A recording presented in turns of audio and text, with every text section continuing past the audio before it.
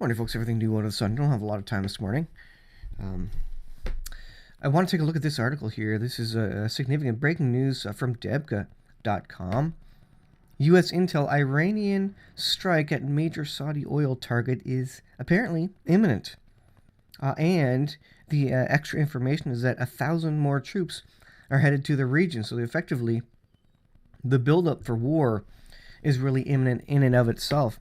So U.S. intel is saying another strike is imminent, and apparently Iran feels able to do terror strikes, to place bombs on tankers, mines, to do these terror strikes. They don't think the U.S. wants war, but the U.S. is continually now storing up troops there, sending troops for what seems to be some imminent or inevitable U.S. strike on Iran. So U.S. intelligence learns that a highly credible source, from a highly credible source, that Iran's Revolutionary Guards have completed preparations for a large-scale assault on a Saudi oil facility. Monday, June 17th, the aides of senior U.S. Congress members were summoned to the White House for a briefing on the intelligence. So when U.S. Congress members are summoned to the White House, that means there's something imminent, there's something significant. And more likely, the U.S. military is likely to be scheduling some retaliation, effectively. U.S.-Iranian tensions in the region shot up after abating for a few days amid spreading talk of a White House decision to resort to military action. So if the Congress members were sent to the White House, then likely military action is getting very, very close.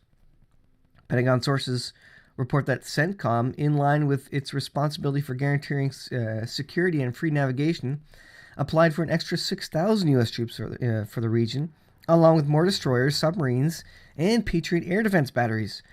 Trump pared this figure down to 1,000 U.S. troops, in addition to the 1,500 he said were there already. It appears that the data reaching U.S. intelligence has not named which Saudi oil facility is in Iran sights for impending attack, but stressed that it would be a lot more damaging than previous sabotage. False flag or not, expect this to cause the price of oil to skyrocket. Expect this to be another potential trigger point for economic collapse and trouble. Also expect this to be another trigger point for a potential military strike, whether it's a false flag or not, on Iran. And this is going to be cause for a major flare-up in the region.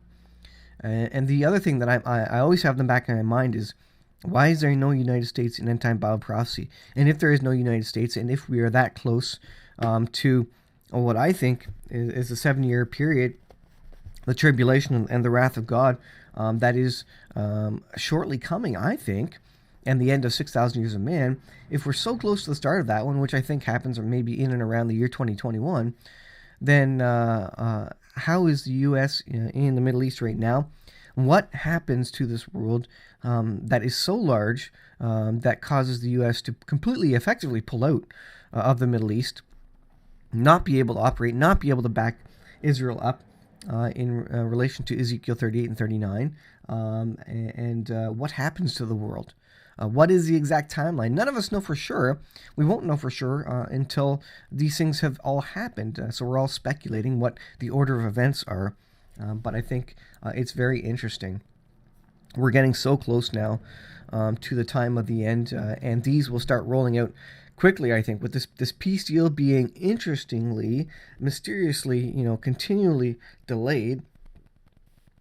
To me, it kind of lines up with what the Bible says, that the Antichrist will confirm a covenant, maybe a covenant that never got off the ground originally, and he will come and say, okay, we're going to get this covenant off the ground now, and push it, and it's going to be for a period of 7 years.